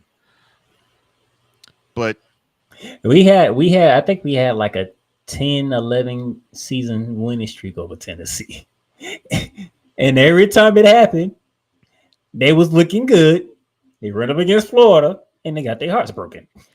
double, especially when the game was in Gainesville. This is in Knoxville this year, but double, especially when the game was in Gainesville, because I think there was something of the nature of like the last 25 games they had played in the swamp. Tennessee only won some ridiculous number, like 3. When I say heartbroken, we can go back to don't kick it to Brandon James. What does the punter do? He kicks it to Brandon James. What did Brandon James do in Knoxville, Tennessee? He took it all the way back.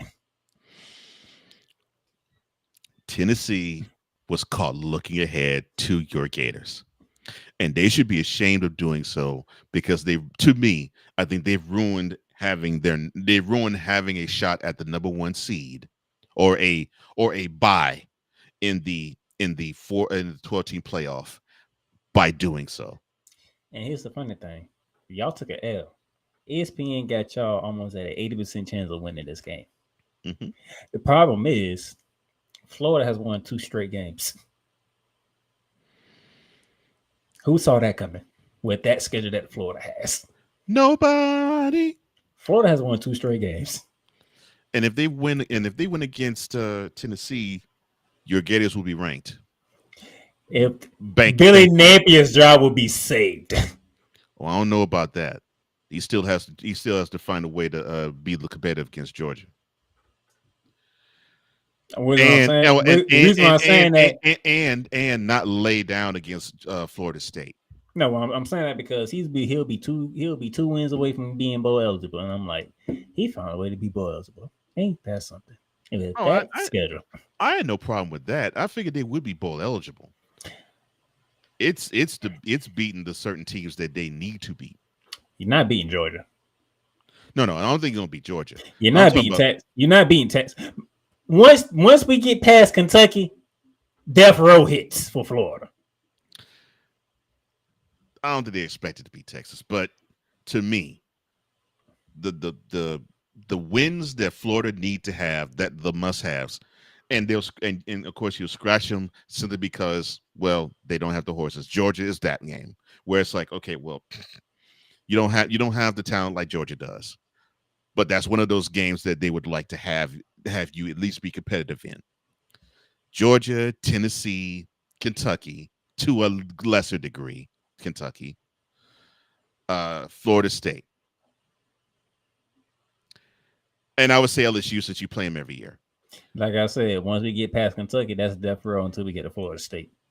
Mm-hmm. Georgia, Texas, LSU, Ole Miss. But I guarantee you, if they lay an egg against Florida State like they did earlier last month against Miami, I don't give a crap. What heck, I would say Florida could probably run the table against everybody. You lose to Florida State the way Florida State is now. Yeah, dude might be out of a job. But 15.5 favorite is still Volunteers at home, even though they took a stupid L in Fayetteville. And I do mean stupid. That was a stupid L. There's no reason for this team, as talented as they are, to lose against them. No reason. Y'all might be on upset alert. Because the way that Billy Napier is using both quarterbacks, it's working. Oh, Lord. It is working. When you have two quarterbacks, like you have none. You have zero. But for some reason, it works at Florida. I have no idea why. Why it works at Florida. Chris Lee, Tim Tebow. Oh, Lord. No, it doesn't always work. You had Tim Tebow and Cam Newton. But Cam Newton didn't see the field. I was like, Cam Newton didn't see the field, so we really didn't have two quarterbacks. Right. But hey, Lagway and Grill, they it's working. I don't know why, but it's working. But Lagway, you might want to be careful because this is a very big game, and this is a road game. This is like our second of 4 road games this season. It's going to be a tough one. It's going to be a tough one for you guys. There's no getting around on that one. Oh, and speaking of ties to Florida, somebody like Cole Jones is trying to send somebody to that state, to that place of the conference already. 9th ranked Ole Miss, 3-point favorites going to Death Valley against Brian Kelly's LSU. So I get the Who Wants to Choke Coach Bowl. Memo to the University of Florida. I'll even CC Ben Sass on this. Do not hire Lane Kiffin. Do you want to have a program where it was like, doggone it, I'm blanking on the name. It was the coach that came after Spurrier. From Florida or Florida. Who came out to Spurrier? Ron Zook? There we go. Now, do you want a coach that basically will give you similar results like Ron Zook? That's what you will have when Lane Kiffin gets to Gainesville. He'll get you up for those directional schools. You'll have 60-3 games again. Yes, the swamp will be all lively. You'll even get the Tennessee wins when they get to the swamp, and you may get a win or two in a game at the checkerboard.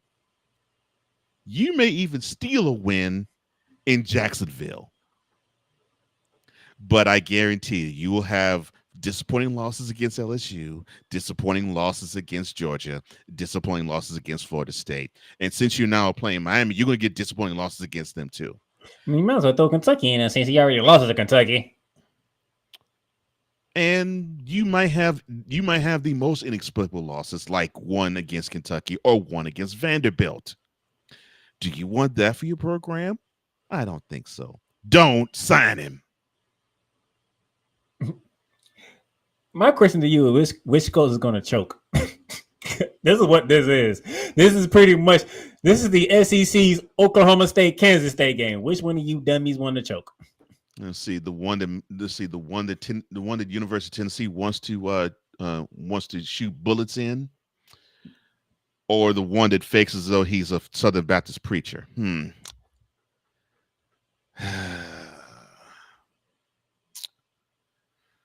Since this game is in Baton Rouge, I would say this L is going to be hung on Kiffin.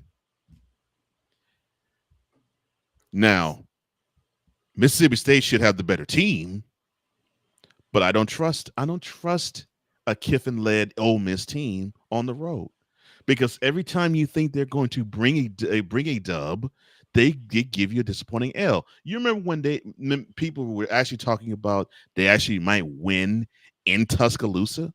You talking about that episode I was going off Mhm. when Lane Kiffin don't know how to shuttle every time he goes against Nick Saban. Yeah, people were actually talking about they could actually win in Tuscaloosa. Matter of fact, didn't I pick Alabama to win that game? Because I said watch him end up losing this game. And what ended up happening? Mm-hmm. They took an L. I was about to say you should have picked them to lose the game, because I would have, and true to form, hard fought game. It went down to the fourth quarter, and basically Ole Miss only played 3 quarters in Tuscaloosa. But the Nick Saban team, they actually played 60 minutes. That is the problem that I have with an Ole Miss team led by Lane Kiffin. They got all the talent in the world and you hang with any team in the country, but they will give you 2 or 3 of those losses where you're like, what is wrong with you? Why did you come up short? And you have talent to beat this team, like the game at home against Kentucky this year. This year. We're not talking about past years. We're talking about this year. 2 weeks ago. Mm-hmm. Kentucky went to Oxford. Matter of fact, y'all watched the episode. Y'all saw me live and I was going off. How you lay that big of an and he lays these eggs every year, but you all in Florida want him. Okay, fine.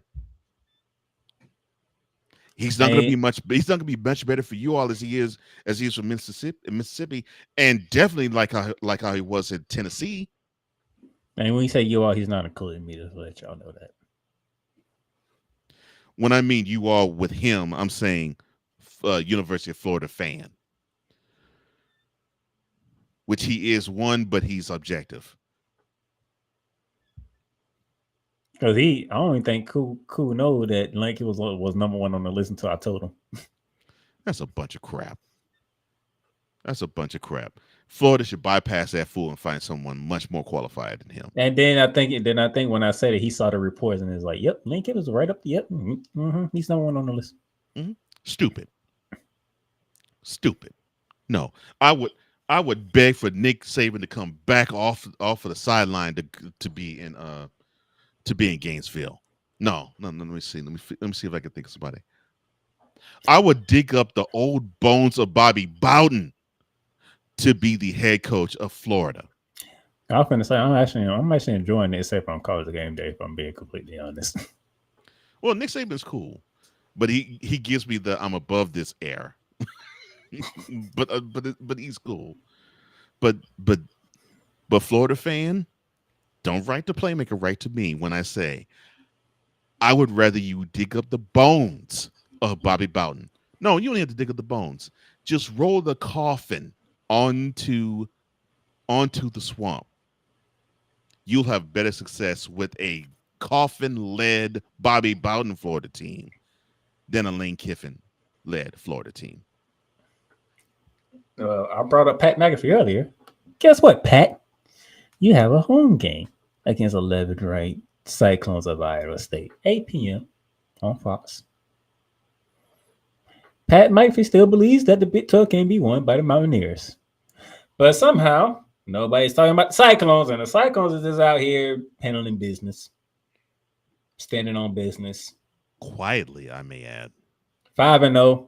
They already took back the Cyhawk trophy from Iowa.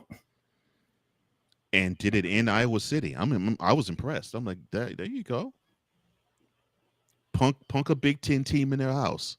That's how you're supposed to do it. The Cyclones again 3 points on the road. 54.5 in favor of the Cyclones. Wait. Did I hear you correctly in saying that Pat McAfee thinks West Virginia is going to win the Big 12? Yes. Okay. He has not fallen off that bandwagon yet. They looked horrible against Penn State. Like we said, Penn State, they don't lose non-conference games. No, they don't. They went to Morgantown and did that. They went to Morgantown and West Virginia at home looked bad against them. And I'm thinking, okay, well, they may not be a team that is as talented as Penn State in the Big 12. But y'all did do me a favor of beating the brace off Oklahoma State like I would thought. Well, that's why I'm thankful for them. But Iowa State comes very close. And since Penn State dog walked them in Morgantown, I'm not saying that Iowa State's going to dog walk them in Morgantown too, but I'm saying that I don't think it's going to be the slam dunk that I believe Mr. McAfee thinks it will be. And then, sticking in the Big 12, let's go to Boulder, Colorado, 10-15 on ESPN. The Wildcats that are ranked 11th. For some reason, I don't know why. But they get to see Coach Prime in Colorado. Wait. Time out. Time out. Mm-hmm. Kansas State. They're ranked 11th or 18th? They're ranked 18th. Okay. That's why I said I don't know why. Okay. Because I could have sworn I thought it was 18th. They ranked 18th. Yeah. Okay. All right. So they're favored on the road in Boulder.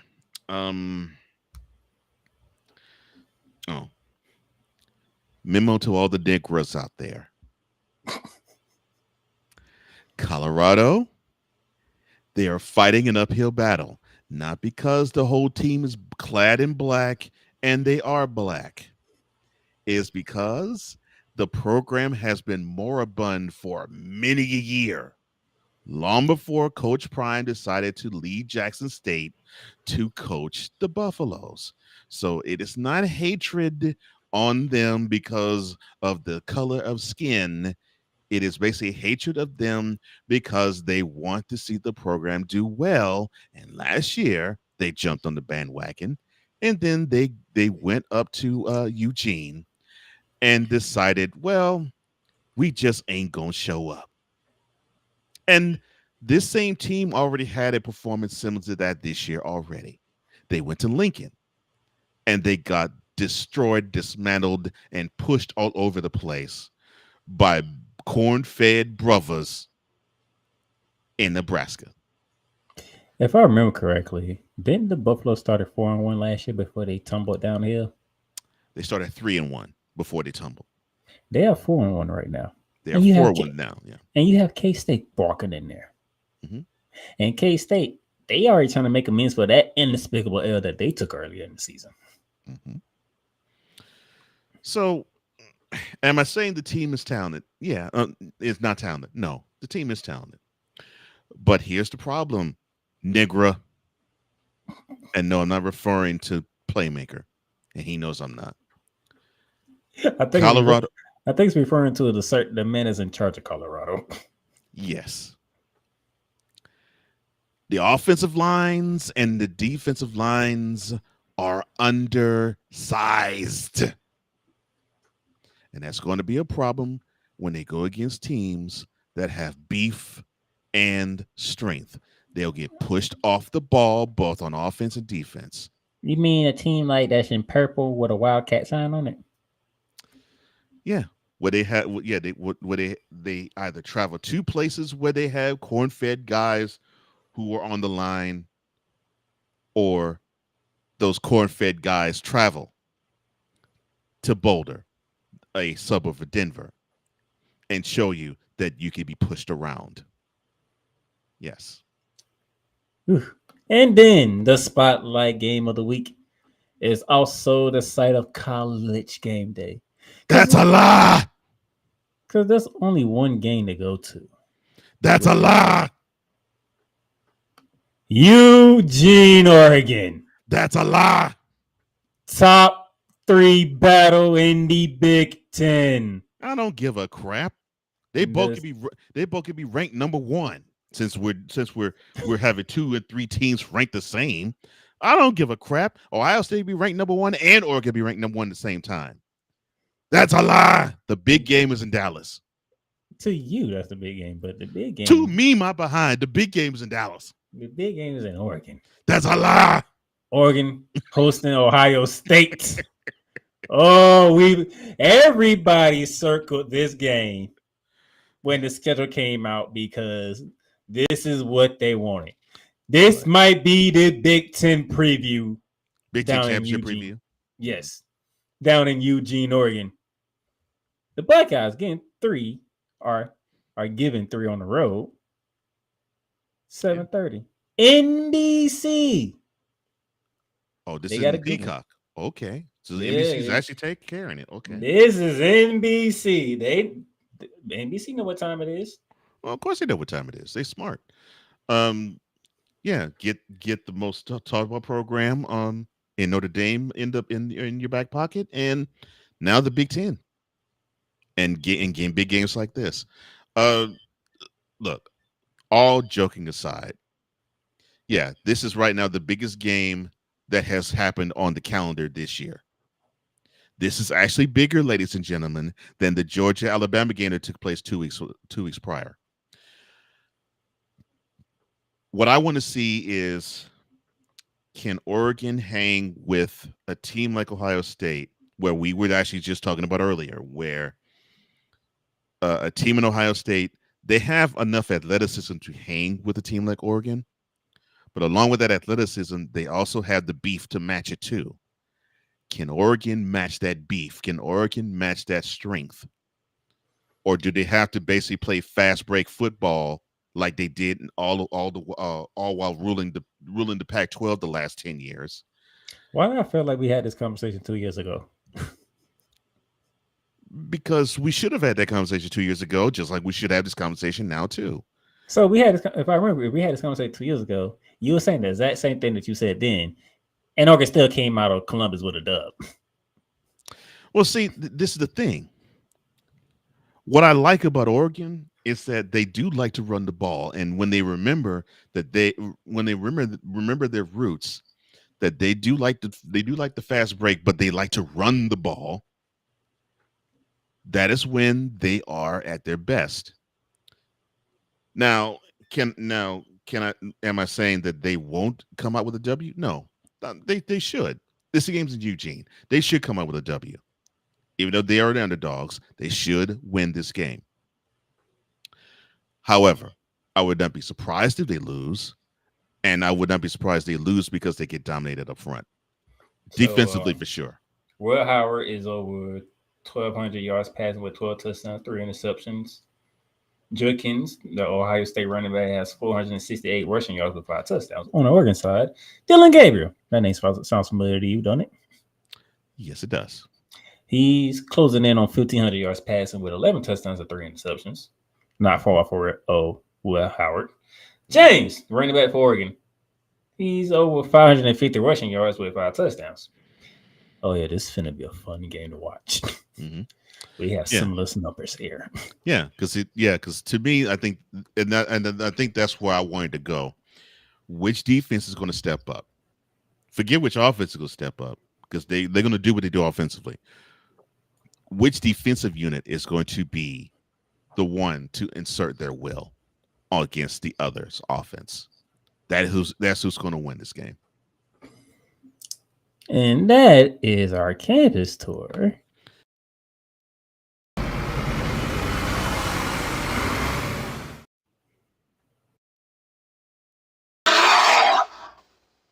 But that's a lie.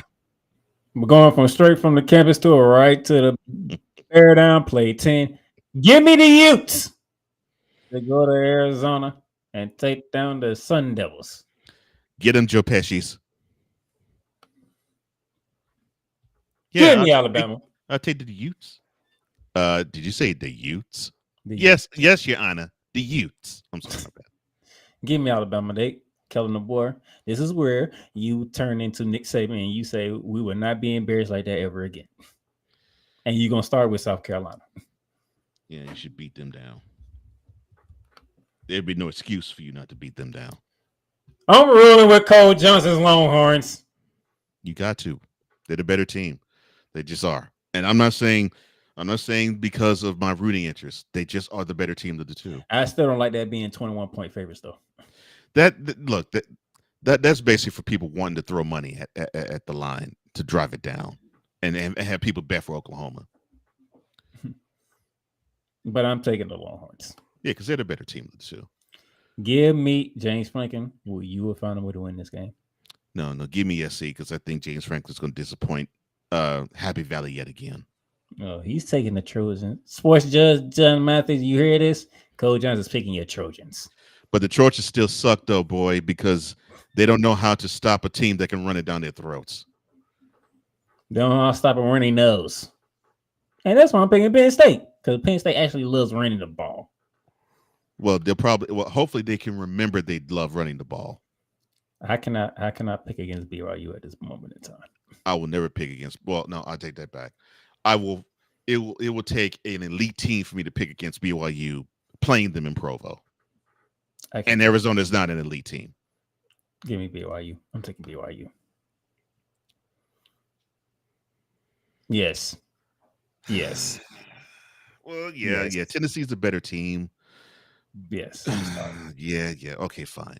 Yeah, Tennessee's going to win it. But I just get the feeling they might let it down. And here's my thing: the reason why they are going to win, and it's not even the fact that Tennessee's the better team. Really? Y'all do know Gainesville is pretty much in the pathway of Hurricane Milton too, right? Yeah, Central Florida, and Gainesville's in Central Florida too. Yeah, there's a lot of emotions, especially with everything that's going on with the head coach Billy Napier. Now we got to deal with Hurricane Milton at the same time, and now we got to go against a pissed off Tennessee volunteer team. I just think that is too much for my Gators to handle on the road. Well, Volunteers, you overlooked the Razorbacks for this team. Now you better come up and be big in the checkerboard. Now they might not be 15 points better than Florida. I don't think they're that much better, but you better come and actually act as though you really want this game, because you've been wanting this game and you looked over an opponent to do it. Because one thing I know, the only thing the Gators gonna have to hold their hat on is on each other for this week. Which means Tennessee, you're gonna have to knock us out. And you better do it early, because if you let that game wane into the fourth quarter, you might get shot again. Not again.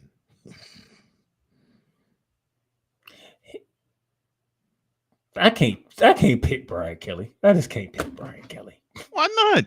I can't pick Brian Kelly. Why not? It's freaking Lane Kiffin. Brian Kelly's worse. No.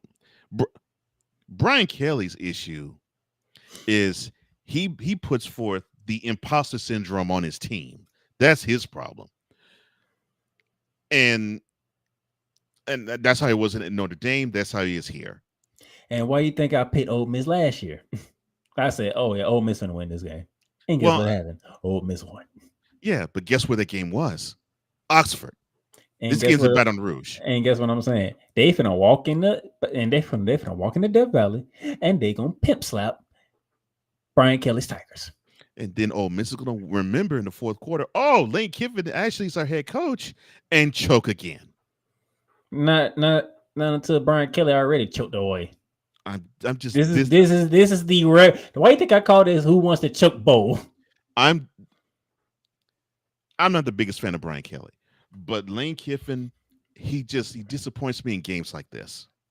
Brian Kelly too, so I already know. I'm taking Lane Kiffin. All right, you can take Lane Kiffin. That crowd at LSU is gonna boo Brian Kelly out the stadium. I want them to boo him out the stadium until they boo Lane Kiffin out the stadium. Oh, wait, they're gonna boo him first when the game starts. I mean, they're gonna boo him first, and they're gonna boo him last. And then when the game gets over, they can boo him Brian Kelly. Well, they should boo him no matter what.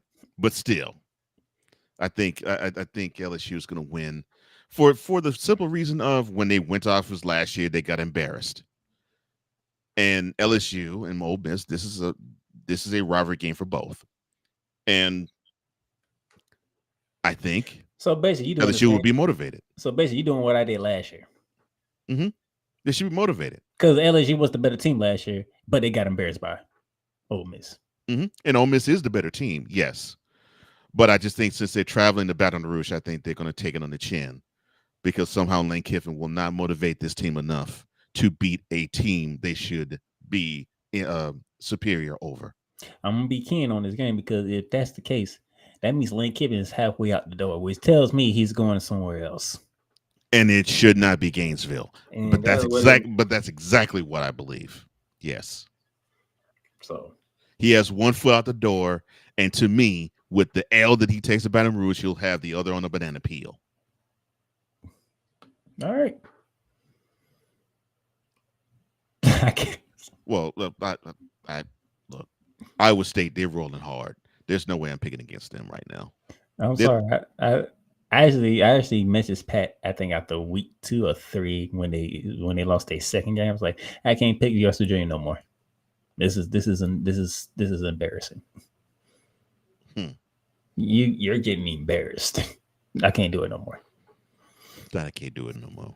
And not the fact I'm picking Iowa State. I don't think I have ever picked Iowa State. Anytime I did an Iowa State game, I don't think I have never picked them. Well, you should, because they're not. I mean, to me, they look like they're the best team in the Big 12. I know Utah's there too, but still, to me, they look like the best team in the Big 12 right now. I put the trigger for Coach Prime. Yeah, I think so. If this game was in Manhattan, I think we would see a repeat performance like what we saw in Lincoln. But when this game, when Colorado played Nebraska the year before, even though Nebraska just imposed their will against Prime, somehow, some way, that team found a way to score a whole lot of touchdowns against them. And I think the script is going to be similar here. They'll find a way to score points against Kansas State since they are in Boulder. Outside of Oklahoma State, Kansas State is my other team in that during conference that don't live up to expectations. Yeah. Because when you won the conference, you didn't have no expectation because nobody believed you would ever win the darn conference. Mm-hmm. And when you won it, expectations came about, and then you fell off and then you started to fall. I think this is the game where K State will like, hey, we got back on the horse. No, you're not. And then our spotlight game of the week, as always, the fan vote comes first. And I got, before y'all ask, there was a lot of votes. And it was on Ohio State. We're talking 59.1 on Ohio State. The game of the league, ladies and gentlemen, is Texas at Oklahoma. Texas against Oklahoma. It's not this pittance of a game. That's him being biased. But I know some of y'all who've been watching, y'all probably looking at the screen like, wait a minute, playmaker. Wait a minute, who did you pick to win the Big Ten? Not that's him being biased. The team that got the 3-player name. That's the team I picked to win the Big Ten. So you picked Oregon to win the Big Ten, but you picked them to take an L at home against Ohio State. Is that what you're saying? Mm-hmm. Yeah. So you must think that Oregon's going to avenge that L against Ohio State in the Big Ten championship. Okay. Yep. Yep. Okay. That's exactly what I'm thinking. Okay. Because I'm pretty sure we are at the point in time when Ohio State is kind of hearing about, are they ever going to do it? Are they ever going to do it? Are they ever going to do it? And they're going to go into Eugene. They'll find a way to win that game. And they're going to feel big and bold about themselves and probably run through the rest of the conference. And then Oregon sees them again. It's like, okay, you got us in my own place. We owe y'all one.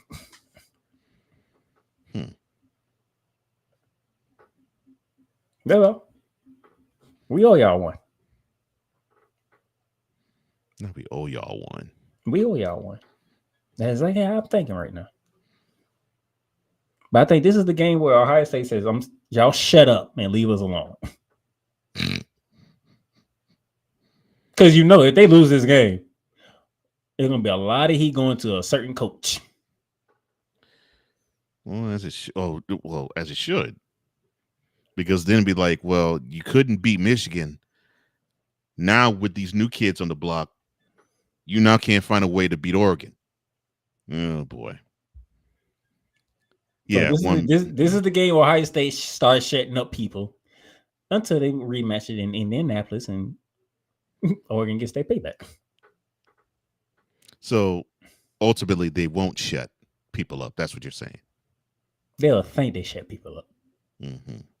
And then Oregon gets them because they caught slipping now because they let their guard down. They finally got rid of the noise. Just for the noise to come right back. And you say that I am ice cold. I never said I was nice cold.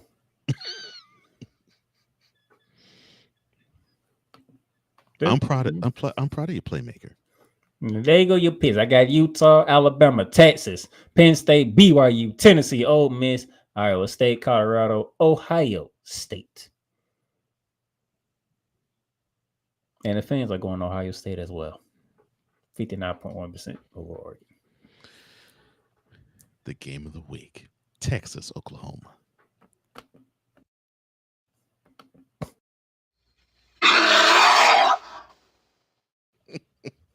If that was the game of the week, it would have been the game of the week. It is, though. It's not the game. It's your game of the week, okay? That is your game of the week.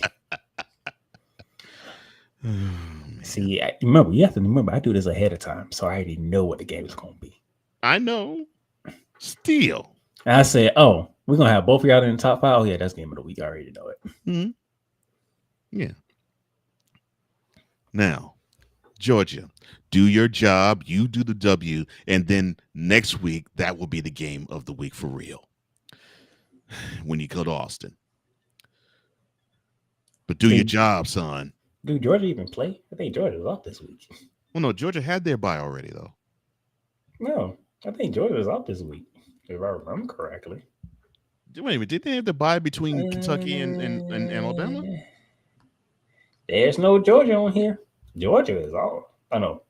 Well, technically they do got a bye week. They playing Mississippi State. That's what I'm saying. They already had their bye week. It was between the game in Lexington, the game in Tuscaloosa. And they got another one coming too. Oh, they had 2 byes this year. Wow. Yeah, they always got a bye week before Florida and Georgia. Well, that makes sense. They have practically got a bye week. If y'all let Mississippi State Bulldogs hang around over the hedges, we have a problem.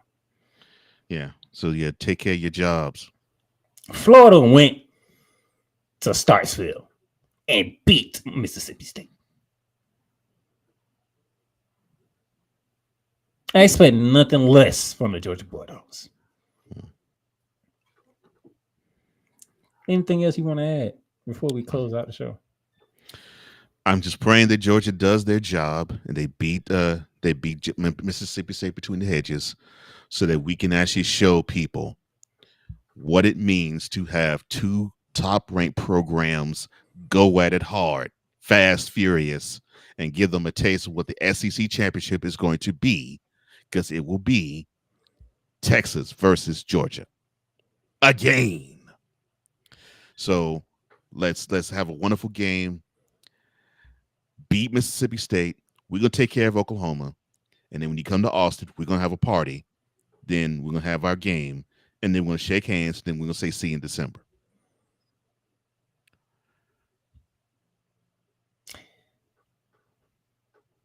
No Alabama, no Mississippi, no LSU, no Tennessee.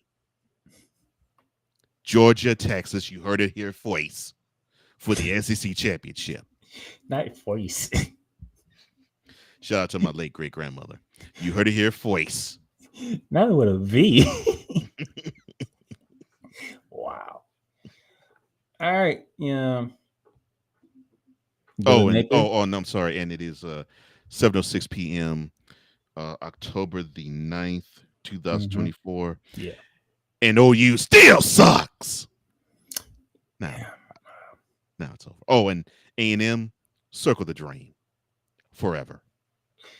Well, they ain't circling none as they are still ranked, as you can see. Well, I'll take that. Yeah, circle the drain with a whole lot of dung in it forever.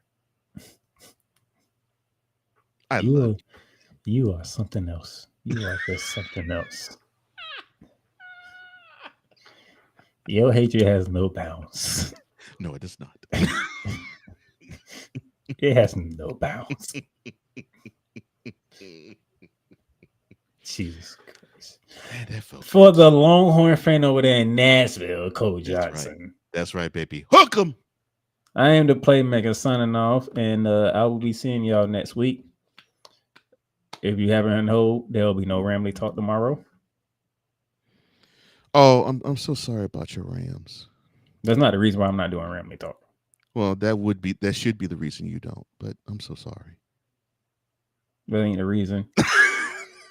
I know. No. You gotta make sure that everything's right and tight and on air. Protect yourself, stay safe, brother. I hope everything is good where you are, man. So, and I will not be previewing the WNBA finals, but Well, you that still guy. have 2 more days to preview it, though. No, I don't. See, I didn't give you every information about that. I was saving that for tomorrow. Okay. Because the finals start tomorrow. I thought it started Sunday. Game 1's tomorrow. Wow. Okay. So yes, that guy right there with the morning shift, he'll be the one to let you know what time and what station that game was on. All right. Well, thank you. Yes, for me, until next Monday, most likely, as I somewhat dealing with a hurricane coming to my state. Yeah. Man. So I will see y'all next week for Certain Lights Out, Ramley Talk, and this episode, Bear Down the Gridiron, because next week it's gonna be quite as juicy as this week. So y'all, if you're in the state of Florida with me, y'all be safe. Find somewhere to bunker down. Get ready, because Mother Nature has no enemies. Please find yourself a place to hunker down. Please. Y'all have a good one.